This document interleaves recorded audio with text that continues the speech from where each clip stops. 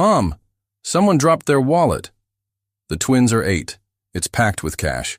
But instead of keeping it, they return it to a millionaire. He opens it and turns pale. "Where did you get this?" Take a breath. Would you have done the same? Enjoy the story. "Mom, look! Someone dropped their wallet!" 8-year-old Elise's voice rang out across the nearly empty playground as she tugged at her twin brother Sanders' sleeve. The 2 children crouched down beside a park bench, staring at a sleek leather wallet that sat alone on the damp wood, seemingly forgotten by its owner. Their mother, Donna Miller, rushed over from where she had been watching them play. A single mother working 2 jobs to keep their small apartment, Donna had brought the twins to the park as a special treat after her morning shift at the diner. Her second job at the convenience store would start in just a few hours. "Don't touch it," Donna cautioned, although her stomach tightened with anxiety. The wallet looked expensive, real leather, not the worn synthetic material of her own threadbare purse. "We need to find who it belongs to." Donna gently picked up the wallet and peeked inside, hoping to find identification. Her breath caught in her throat. Inside was a driver's license belonging to Frank Harrington, a name she instantly recognized from local news. He was one of the city's wealthiest real estate developers, whose company had recently purchased several buildings in their neighborhood, including the very apartment complex where they lived.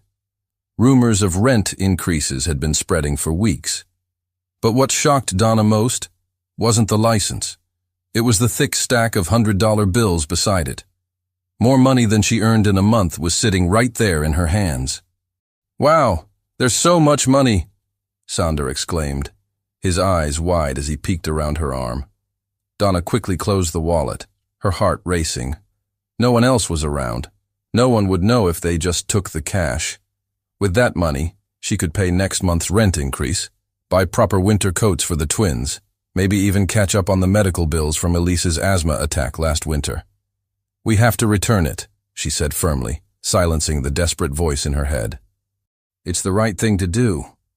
The twins looked up at her with matching expressions of solemn agreement. Despite their young age, they understood the difference between right and wrong. Donna had always made sure of that, even when life's circumstances tested her own resolve. "His business card is in here," Donna said, pulling out a cream-colored card with gold lettering.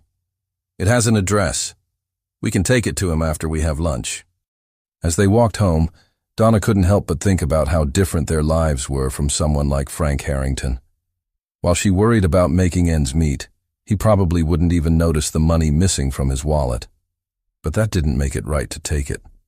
After a simple lunch of peanut butter sandwiches, Donna and the twins boarded the bus that would take them to the affluent part of town where Harrington's office was located. Elise clutched her inhaler in one pocket and held her brother's hand with the other. "Will we get a reward?" Sander whispered to his sister as the bus rumbled along. "That's not why we're doing this," Donna gently reminded him, though privately she wondered if there might be some small token of appreciation.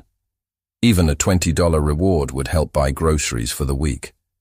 The Harrington building towered over the street, its glass exterior reflecting the afternoon sun. Donna took a deep breath and squeezed the twins' hands before walking through the revolving doors into a lobby that seemed designed to intimidate people like her. "May I help you?" asked a receptionist with perfect makeup and a skeptical gaze that swept over Donna's worn jeans and the twins' second-hand clothes. "We found Mr. Harrington's wallet," Donna explained, "and we'd like to return it to him." The receptionist's eyebrows shot up.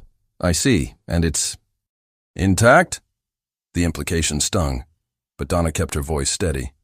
"Yes, everything is exactly as we found it."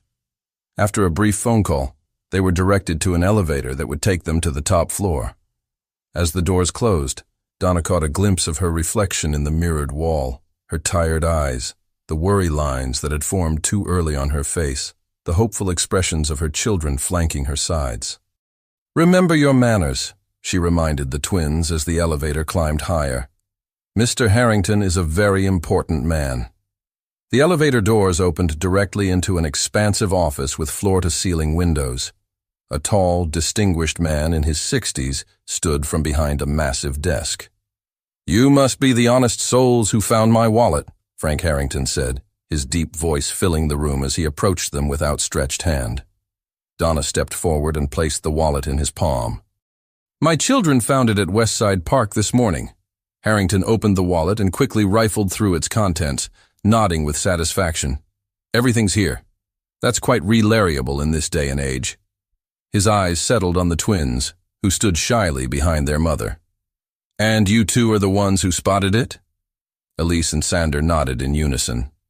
"Well, honesty should be rewarded," Harrington said, reaching for the wallet again. He paused, his fingers hovering over the bills. A strange expression crossed his face as he looked more closely at Donna. "What did you say your name was?"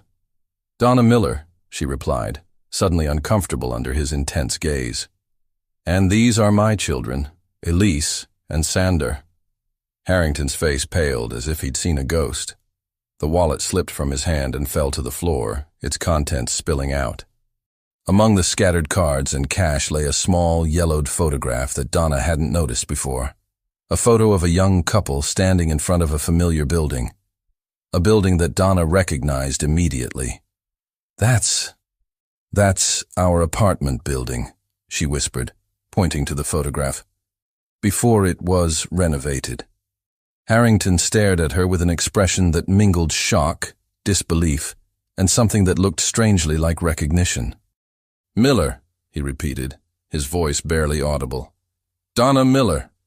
His gaze shifted between her face and the twins with growing intensity. "How old are these children?" "8, Donna answered, a chill running up her spine. "Why?" Harrington bent down, his hand trembling as he picked up the photograph and held it out to her. "Because I think there's something you need to know about your family. And mine."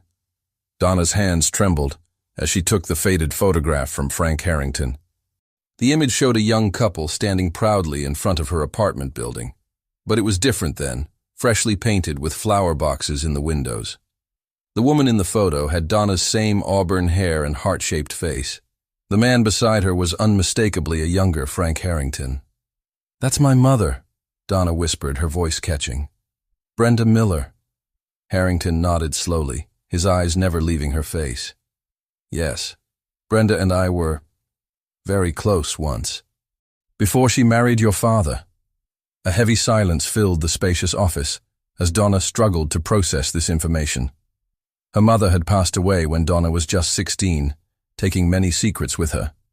Her father had followed 3 years later, leaving Donna alone at 19, just as she discovered she was pregnant with the twins. "Please, sit down." Harrington gestured to a leather sofa by the window. The twins, sensing the tension, pressed closer to Donna as they all sat. "I loved your mother very much," Harrington began, his voice softening with memory. "We were engaged to be married. But I was ambitious, focused on building my empire. I neglected her for my work, constantly postponing our wedding." He sighed deeply. "Eventually, she couldn't wait any longer. She met George Miller, your father, and left me." Donna's mind reeled. Her mother had never mentioned being engaged to someone before her father, let alone someone who became one of the city's wealthiest men. "When she left, I threw myself even more into my work," Harrington continued. "I became successful beyond my wildest dreams, but I never found happiness like I had with Brenda." His gaze drifted to the twins. "I never had children of my own." Elise, who had been listening intently, suddenly spoke up. "So you knew our grandma?" Harrington's stern face softened. "Yes, I did. She was the most wonderful woman I've ever known." Donna's thoughts whirled. Was this why her mother had always seemed sad when they passed the Harrington building downtown? Was this why she'd kept that small news clipping about Frank Harrington's business success hidden in her keepsake box? "Mr. Harrington," Donna said cautiously, "this is all very unexpected. But I still don't understand why you reacted so strongly when you heard my name, or why you asked about the twins' age." Harrington rose from his chair and walked to a small bar in the corner of his office. He poured himself a glass of water with hands that weren't quite steady. "After your mother left me, I kept track of her from a distance," he admitted. I knew when she married George. I knew when you were born. He paused, taking a long sip of water. And I knew when they both passed away. You knew? Donna felt a flash of anger. You knew I was orphaned at 19 and did nothing. I didn't know everything, Harrington said defensively. I lost track of you after that. My investigators told me you'd moved away from the city. It was only last year that I discovered you'd returned. Donna's mind caught on his words. Your investigators? You had me investigated? Harrington at least had the decency to look uncomfortable. It wasn't like that. I just wanted to know that Brenda's daughter was all right. So you knew I lived in one of your buildings? Donna asked, the pieces starting to fall into place. Is that why you bought our apartment complex? The wealthy man didn't answer immediately. Instead, he reached into his desk drawer and pulled out a manila envelope, yellowed with age and sealed with wax. Your mother left this with my attorney before she died, he said, handing it to Donna, with instructions that it should be given to you when the time was right. Donna stared at the envelope. And you decided when that time was? I've been trying to find the right moment, Harrington admitted. When I learned you were living in one of my buildings with 2 young children, struggling to make ends meet. I wanted to help, but I didn't know how to approach you without seeming condescending, Donna supplied, her pride still stinging from the receptionist's earlier skepticism. Harrington nodded. I was waiting for the right opportunity. And then you walked right into my office today. Donna looked down at the envelope in her hands, her name written in her mother's familiar handwriting. Whatever was inside had been important enough for her mother to entrust it to her former fiancé rather than leave it with Donna directly. What's in it? Sander asked, curiosity overcoming his shyness. I don't know, Harrington replied. Brenda made me promise never to open it. It was meant for Donna alone. Donna ran her finger along the sealed edge, tempted to open it right there, but something held her back, a sense that whatever secrets it contained would change everything. Mr. Harrington, she said, looking up at him, why did you have so much cash in your wallet? It seems careless for a businessman like you. A shadow crossed Harrington's face. The cash wasn't mine, not exactly. I was delivering it to someone who prefers not to use banks. He hesitated. Someone who knew your parents as well. The phone on Harrington's desk buzzed, interrupting the tense conversation. His secretary's voice filled the room. Mr. Harrington, Mr. Dawson is here for your 2 o'clock appointment. Harrington pressed a button. Tell him I'll be a few more minutes. He turned back to Donna and the twins. I'm afraid I have another meeting, but we have so much more to discuss. Would you join me for dinner tonight? At my home? Donna hesitated. This man was still a stranger, despite his connection to her mother. And yet, please, Donna, Harrington said, his authoritative voice giving way to something almost pleading. There's so much more you need to know. About your mother, about your father. He paused, looking at the twins with an expression Donna couldn't quite read. And about your children. A chill ran through Donna's body. What about my children? Harrington wrote an address on a piece of paper and handed it to her. Come at 7. I promise, everything will make sense then.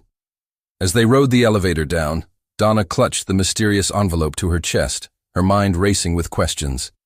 The twins were unusually quiet, sensing their mother's confusion and worry. Outside, as they waited for the bus that would take them back to their side of town, Elise tugged at Donna's sleeve. Mom, she whispered, her small face serious. I think Mr. Harrington was crying when we left. Donna looked down at her daughter in surprise. What makes you say that? I saw him wipe his eyes when you weren't looking, Elise replied. And he kept staring at Sander like he'd seen a ghost. Donna glanced down at the twins, really seeing them for the first time since they'd entered Harrington's office. Sander's serious expression and straight nose. Elise's determined chin and analytical gaze. Features that didn't come from her. Features that didn't come from the man she had always believed was their father. The envelope in her hands suddenly felt heavier than before, as if weighted with secrets that had been buried for 8 long years. Donna sat at her small kitchen table, staring at the unopened envelope. The twins were watching cartoons in the living room, their animated laughter a stark contrast to the storm of emotions raging inside her.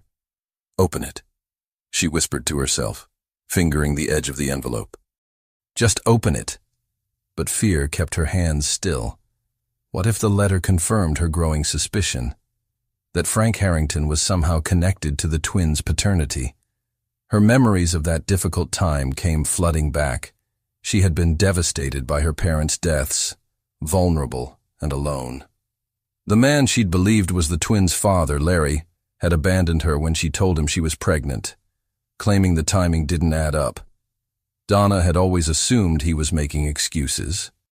But what if he had been right? Her phone buzzed with a text message from her neighbor, Mrs. Chen. "I can watch the kids tonight if you still need me to." Donna had forgotten she'd asked Mrs. Chen earlier that day, before their world turned upside down. She texted back a quick confirmation, then called out to the twins. "Elise, Sander, come here for a minute." They bounded into the kitchen, still giggling from their show. "I need to go out tonight to meet with Mr. R. Harrington," she explained carefully. "Mrs. Chen will stay with you." "Can't we come too?" Elise asked, her eyes bright with curiosity. "Not this time, sweetie," Donna replied. "There are some grown-up things we need to discuss." "About the secret?" Sander asked, always perceptive. Donna hesitated. "What secret do you mean?" "The one in the envelope," he said, pointing to it on the table. "The one that made you look scared." Donna sometimes forgot how observant her children were. "Yes," she admitted. "About that and other things. I promise I'll tell you everything when I understand it myself." After tucking the envelope into her purse, Donna spent the next hour getting ready. She had few nice clothes. Her waitressing uniform and convenience store polo shirt took up most of her closet space, but she found a simple blue dress she'd worn to a co-worker's wedding last year. By 6:30, Mrs. Chen had arrived, and Donna was in a taxi heading to the address Harrington had given her. She couldn't afford the fare, but she didn't want to show up at his mansion rumpled from public transportation. The taxi drove through increasingly affluent neighborhoods until it turned onto a private road lined with ancient oak trees. At the end stood an imposing stone mansion, its windows glowing warmly against the darkening sky. "You sure this is right, lady?" the driver asked, clearly doubting someone like Donna would be visiting such a place. "Yes," she said quietly. "It's right." A uniformed staff member greeted her at the door and led her through a grand foyer into a formal living room where Frank Harrington stood waiting by a fireplace. "You came," he said, relief evident in his voice. He had changed from his business suit into more casual attire, though Donna suspected his casual sweater cost more than her monthly rent. "I need answers," she replied simply. Harrington gestured for her to sit. "Have you opened the envelope?" "No. I wanted to hear what you had to say first." Harrington nodded, then took a deep breath. "I should start at the beginning. Your mother and I met when we were both young and idealistic. I was just starting my business, focused on revitalizing neighborhoods, rather than tearing them down and building luxury towers." His expression softened with nostalgia. "Brenda was studying social work. She wanted to help families in crisis." "That sounds like her," Donna said. Her mother had always been the one neighbors turned to in times of trouble.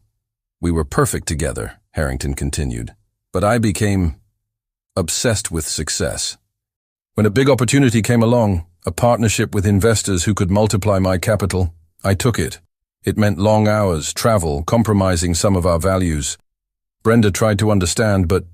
He trailed off. "She met my father," Donna finished for him. "Yes. George Miller was everything I had stopped being. Present, attentive, principled. She married him within a year of leaving me." A maid appeared with a tray of coffee and small pastries. When she withdrew, Harrington continued. "I watched from a distance as they built a life together. They struggled financially. George refused to take higher-paying jobs that would compromise his ethics, but they seemed happy. When Brenda became pregnant with you, I tried to let go completely. Donna sipped her coffee, waiting for him to continue. Then, about 9 years ago, George came to see me. Harrington's voice tightened. Your family was facing foreclosure on your home. Medical bills had piled up. Your mother had been diagnosed with the cancer that would eventually take her life. Dad would never have asked you for money, Donna said, certain of this fact. He didn't, Harrington confirmed. He came to offer me something. Information about corruption in the real estate lariat that would have been very valuable to me. All he asked was that I use it ethically. Did you? Harrington looked away. Not entirely. I used it to become even wealthier. By the time your mother passed away, I had become exactly the kind of businessman she had feared I would be. Silence fell between them as Donna processed this information. Finally, she asked the question that had been haunting her since their meeting that afternoon. What does this have to do with my children? Harrington stood up abruptly and walked to a sideboard where crystal decanters gleamed in the firelight. After your mother died, you were devastated. 19. Alone, trying to manage your grief while finishing your education. How do you know all this? As I said, I kept track of you, but not closely enough. He poured himself a drink with an unsteady hand. I didn't know about the young man. Larry, was it? I didn't know you'd become involved with him until much later. Donna felt a chill run through her. You know about Larry? I know he left you when you told him you were pregnant. I know he claimed the children couldn't be his. Harrington turned to face her, and I know he was right. The room seemed to spin around Donna.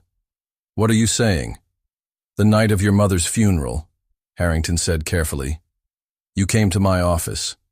You were distraught, seeking answers about your mother's past, about her relationship with me. You'd found old letters, photographs. Donna shook her head in confusion. No, I didn't. I've never been to your office before today. You don't remember, Harrington said softly. The doctors said you might not. You were in shock, grief-stricken. You'd been drinking. We talked for hours about Brenda, about the life we might have had. The implication hung in the air between them like a physical presence. No, Donna whispered, rising to her feet. That's not possible.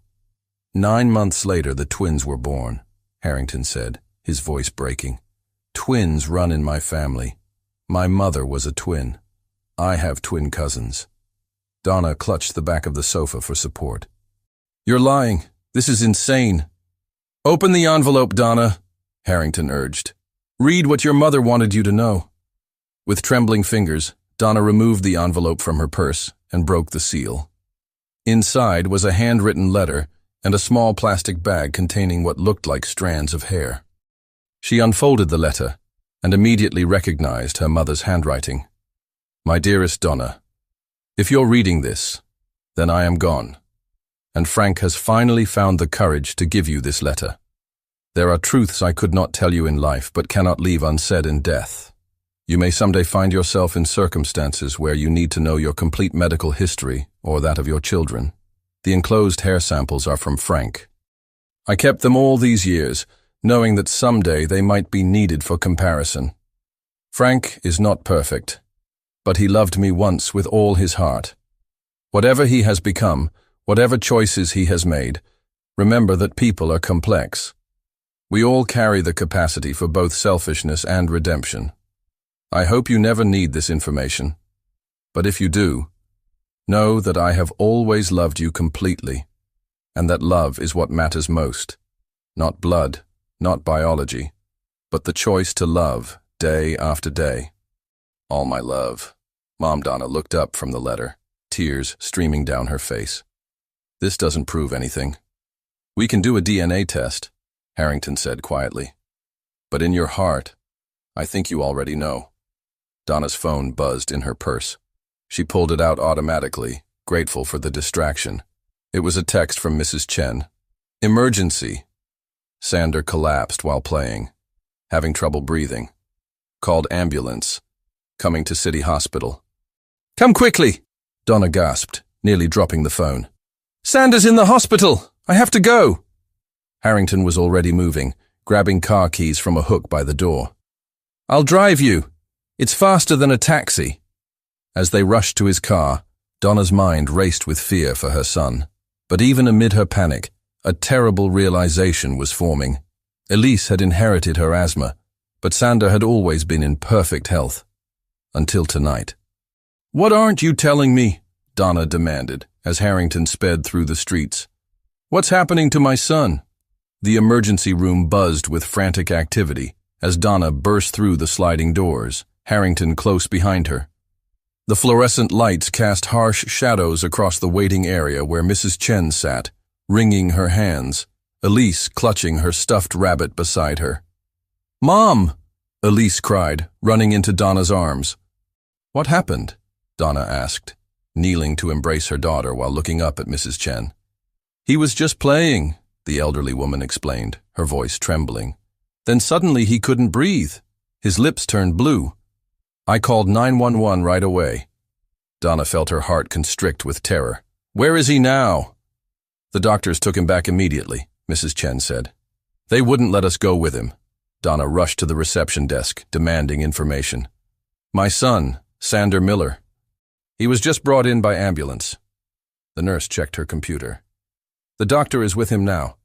They're running tests. Someone will come speak with you soon. I need to see him now, Donna insisted, her voice rising with panic. Ma'am, please. It's all right. Harrington's authoritative voice cut in as he stepped forward, placing a steady hand on Donna's shoulder. I understand hospital protocol, but this is an emergency. I'm Frank Harrington. He set his business card on the counter. My family foundation funds this hospital's pediatric wing. We need immediate information about Sander Miller's condition. The nurse's demeanor changed instantly. Of course, Mr. Harrington. Let me get the attending physician right away. As the nurse hurried away, Donna turned to Harrington, torn between gratitude and suspicion. Is that true? About funding the pediatric wing? Harrington nodded solemnly. Brenda's cancer treatment was here. After she passed, I made a substantial donation in her memory. Before Donna could respond, a doctor in blue scrubs approached, clipboard in hand. Ms. Miller, I'm Dr. Patel. Your son is stable now, but we need to talk. Donna felt her knees weaken with relief. He's okay? For the moment, Dr. Patel said cautiously. But we've found some concerning indicators. Has Sander ever had breathing difficulties before? No, never. Elise has asthma, but Sander's always been healthy. The doctor frowned. We're seeing signs consistent with Carter-Giener syndrome. It's a rare genetic condition that affects the cilia, tiny hair-like structures in the respiratory system. It can cause chronic respiratory infections, sinusitis, and in some cases, heart positioning abnormalities. Heart positioning? Donna echoed, struggling to understand. Yes, in some patients, the heart is positioned on the right side of the body instead of the left. Our preliminary scans suggest Sander may have this anatomical variation. We'll need to run more tests. Donna felt the room spin around her. Is it serious? With proper management, many people with Carter-Giener syndrome lead normal lives, Dr. Patel explained. But we need a complete family medical history. The condition is hereditary, autosomal recessive, which means both parents must carry the gene. Donna glanced at Harrington, whose face had gone ashen. I don't know much about my family's medical history, she admitted. My parents died when I was young. Dr. Patel nodded sympathetically. What about Sander's father? Is he available to provide information? Before Donna could respond, Harrington stepped forward. I believe I may be able to help with that, he said quietly. The doctor looked between them, sensing the tension. Perhaps we should discuss this privately. Mr. Harrington, are you a family member? It's complicated, Donna said. But yes, he may have relevant medical information. Dr. Patel led them to a small consultation room where Donna asked Elise to wait with Mrs. Chen in the waiting area. Once the door closed behind them, Donna turned to Harrington, her eyes blazing with accusation. You knew about this condition, didn't you? That's why you asked about the twins' age. That's why you recognized something in Sander. You knew. Harrington sank heavily into a chair. I suspected, he admitted. My brother died from complications of Cartagener syndrome when we were teenagers. I carry the gene, but I'm not affected. When I saw Sander today, I noticed subtle signs. The way he sometimes seemed to get winded easily. The slight bluish tint to his lips when he was excited.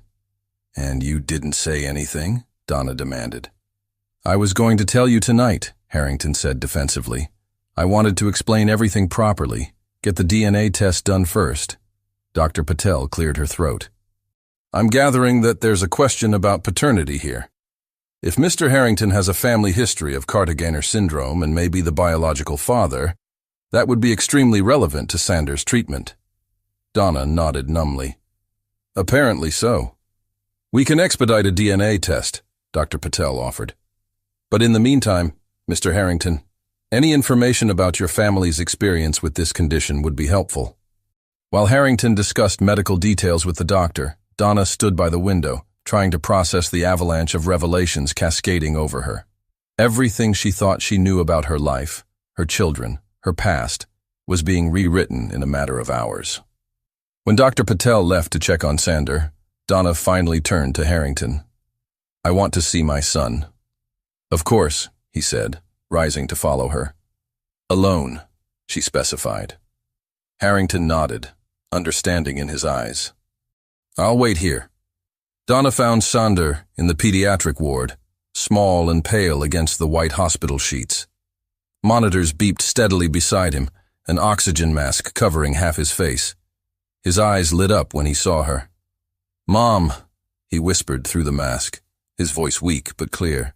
I'm here, sweetie, Donna said, taking his hand. How are you feeling? Better now, he said. They gave me medicine to help me breathe. His eyes darted around the room. Where's Elise? She's in the waiting room with Mrs. Chen, Donna assured him. She's fine. Sander nodded, then asked the question Donna had been dreading. Who was that man with you? The one from the big office? Donna hesitated, unsure how to answer.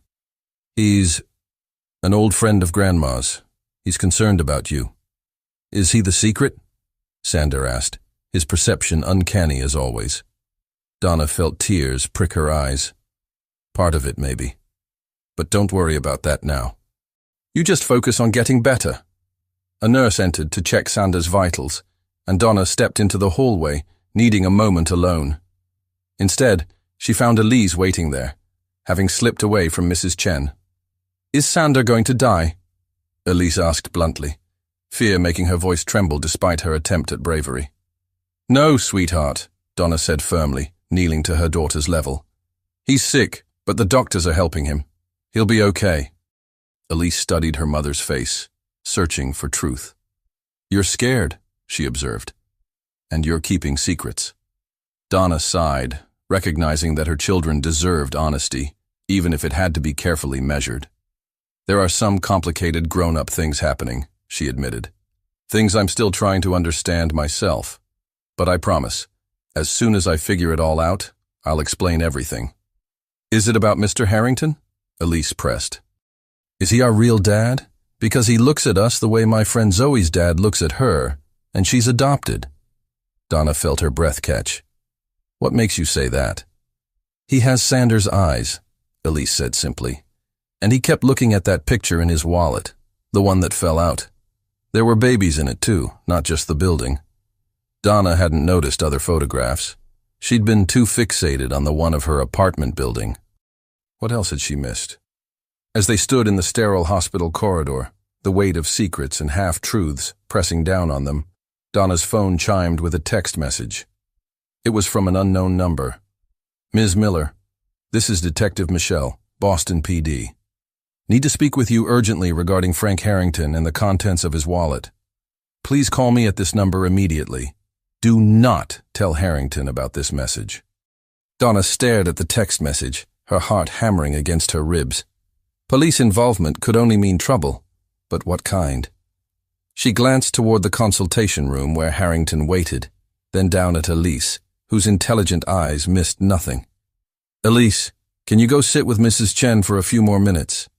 I need to make an important call." Once Elise reluctantly complied, Donna ducked into an empty family waiting room and dialed the number from the text. "Detective Michelle," a crisp, female voice answered. "This is Donna Miller. You sent me a text about Frank Harrington?" "Ms. Miller, thank you for calling."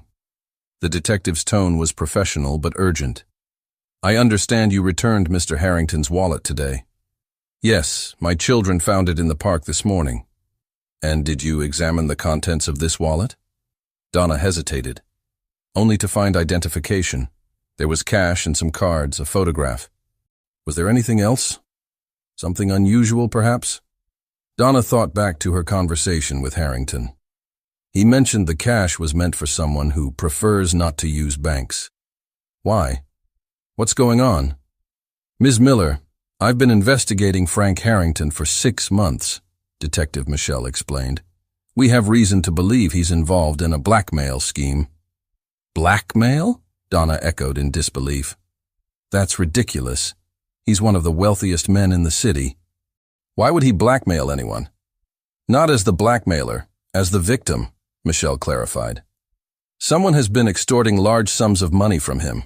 We believe his wallet contained not just cash, but a memory card hidden in the lining with evidence that could identify his blackmailer." Donna's mind reeled. "I don't understand. If he's the victim, why not just report it? That's what we're trying to determine." The detective's voice lowered. "The extortion may involve information Harrington doesn't want public, information about his past, his business dealings, or perhaps his personal life." The implication was clear. Donna's gaze drifted to the consultation room where Harrington sat. Could this all be connected? The wallet, the revelation about his possible connection to the twins, Sanders' illness? Was it all part of some elaborate scheme? "I want to meet with you," Detective Michelle continued. "Somewhere Harrington won't see us. The hospital cafeteria, perhaps?" "I can't leave my son," Donna protested. "He's seriously ill." 15 minutes, Ms. Miller. That's all I ask. This could affect your children's safety." At the mention of her children's safety, Donna relented. "5th floor cafeteria, 15 minutes." She returned to Sanders' room, where he had fallen asleep, his breathing steadier now. She kissed his forehead, then found Elise and explained she needed to get some coffee. On her way to the elevator, she stopped by the consultation room. "Sanders sleeping," she told Harrington. "I'm going to grab some coffee. Could you sit with Elise for a few minutes? She's quite shaken up." Harrington looked surprised but nodded. "Of course. Take all the time you need." The hospital cafeteria was nearly empty at this late hour. Donna spotted a woman in a navy blazer sitting alone in the corner, her keen eyes surveying the room. As Donna approached, Detective Michelle stood and extended her hand. "Thank you for meeting me," she said, gesturing for Donna to sit. "Make this quick," Donna replied tensely. "My son needs me." Michelle nodded and pulled out a tablet. "First, I need to show you something." She played a video surveillance clip showing a young man carefully picking up a wallet from a park bench, examining its contents, then deliberately placing it back exactly where he found it before walking away. "That's the wallet my children found," Donna confirmed. "But I don't understand." "It was planted," Michelle explained, "by this man, Steenie Kelly, a former employee of Harrington's construction company. He placed it there early this morning, knowing the park bench was on your regular route." Donna felt cold dread spreading through her chest. "How would he know our route, and why target us?" "That's what I'm trying to determine," Michelle said. "Harrington has been withdrawing large sums of cash monthly for at least a year. The timing corresponds with Kelly's dismissal from the company for alleged theft. You think this Kelly person is blackmailing Harrington? About what?" Michelle leaned forward. "Possibly about business improprieties, but we believe it may be more personal. Ms. Miller, did you know that Harrington's company purchased your apartment building exactly 1 year after the twins were born?" Donna shook her head numbly. "And that he's been your landlord, through shell companies for 8 years? He's actually been subsidizing your rent while making it appear normal in the records." That can't be right, Donna protested weakly. Those sudden realizations were cascading through her mind, how they'd always managed to stay in their apartment despite her financial struggles, how maintenance requests were handled promptly while neighbors waited weeks. There's more, Michelle continued. Kelly worked on renovations to your building 6 years ago. According to co-workers, he took particular interest in your family, asking questions, even taking photographs of your children playing in the courtyard. Donna's blood ran cold. Are you saying he's been stalking us? Possibly, or gathering information to use against Harrington. Michelle showed her another image, a grainy photo of Harrington shaking hands with a younger man who looked vaguely familiar. Do you recognize this person with Harrington? Donna studied the image. He looks somewhat familiar, but I can't place him. That's Larry Jensen, Michelle said. The man you believed was the twins' father. Donna gasped. How do you know about Larry? Because Harrington paid him $200,000 8 years ago, right after the twins were born. Jensen moved to Arizona immediately afterward and has never contacted you since. The pieces were finally falling into place, a puzzle too painful and shocking to fully comprehend. Are you saying Harrington paid Larry to disappear? Donna whispered. That's our working theory, Michelle confirmed. And now someone, likely Kelly, has discovered this connection and is using it to blackmail Harrington. Donna's phone buzzed with a text from Elise. Mom, hurry back. The doctors need to talk to you about Sander. And Mr. Harrington is acting weird. He keeps looking at his watch and making phone calls. I have to go, Donna said, standing abruptly. My son needs me. Ms. Miller, Detective Michelle called after her. Be careful. We don't know Harrington's true motives or how far he'll go to protect his secrets. As Donna hurried back toward the elevators, her phone buzzed again. This time, it was a text from an unknown number. I know who you are. I know who your children really are. Meet me in the parking garage, level 2, if you want to keep your family safe from Harrington's lies. Come alone, or they all pay the price. Donna stood frozen in the hospital corridor, staring at the threatening text message. Her instinct screamed to ignore it, to return to her children and the relative safety of Sander's hospital room. But what if this person truly had information that could protect her family from whatever web of lies Harrington had woven? With trembling fingers, she texted Detective Michelle. Someone just threatened my family. They want me to meet them in the parking garage, level 2. I'm going, but can you follow discreetly? The detective's response was immediate. Do not go. Wait for me. 3 minutes. But Donna couldn't wait. Not with Elise's message about the doctors needing her for Sander. Not with the possibility that her children remained in danger. She took the service elevator down to the parking garage, her phone clutched in her hand, ready to call for help. Level 2 was dimly lit and eerily quiet, the concrete walls amplifying the sound of her footsteps. She scanned the rows of parked cars, seeing no one. Hello? She called cautiously. I'm here. A figure stepped out from behind a concrete pillar, a thin man with nervous eyes and disheveled clothes. Donna recognized him immediately from the surveillance photo Detective Michelle had shown her. Steenie Kelly, she said. He looked surprised. You know who I am?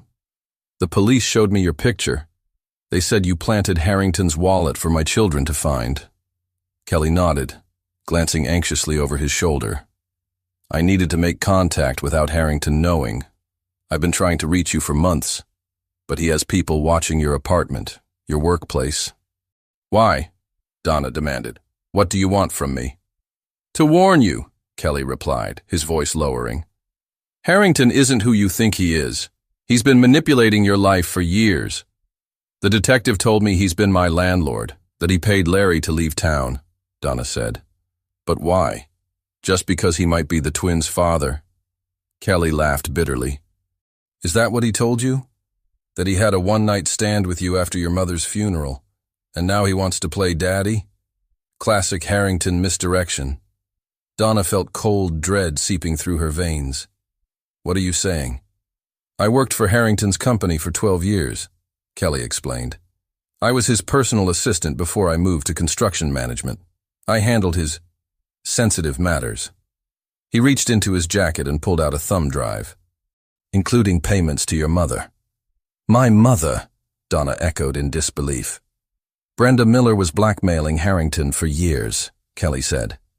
She discovered financial records proving he'd been bribing city officials, cutting corners on building safety, using substandard materials. She threatened to go public unless he paid her monthly, money that went into a trust fund for you. Donna shook her head vehemently. No, my mother would never. She was protecting you, Kelly insisted. After your father died, she had nothing. She was dying herself, knew she would leave you alone in the world. Everything she did was to secure your future. So what does this have to do with my children? With Sanders' illness? The trust fund had conditions, Kelly continued. You could only access it if you had children. Your mother knew how desperately Harrington wanted heirs. She made him promise to ensure you were taken care of, that any children you had would be provided for. And Larry? Where does he fit in? Harrington hired him, Kelly said simply. Paid him to date you, to father children with you. But Larry developed genuine feelings, started asking questions about why Harrington was so interested in your pregnancy. When he threatened to tell you everything, Harrington paid him to disappear. Donna felt nauseous, the garage seeming to spin around her. The photographs Elise mentioned. Babies in Harrington's wallet. Not your twins, Kelly confirmed. His brother's children, the ones who died from the same genetic condition Sander has. Harrington has been carrying those photos for decades. So my mother's letter, the hair samples, probably genuine, Kelly admitted. Brenda was thorough. She wanted you to have options if Harrington ever tried to claim the children were his. The elevator doors opened, and Detective Michelle emerged with 2 uniformed officers, weapons drawn. Step away from her, Kelly. Wait, Donna cried, moving protectively in front of Kelly. He's telling me the truth. He's been extorting Harrington for a year, Michelle countered, using information he stole when he was fired.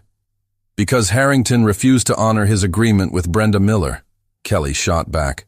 He was supposed to tell Donna about the trust fund on her 30th birthday. Instead, he's been keeping the money for himself while playing guardian angel from the shadows. That's enough, a commanding voice echoed through the garage. Frank Harrington stepped out of a stairwell, his face ashen in the dim light. Let me explain, Donna. Donna turned to him, fury replacing confusion. Explain what?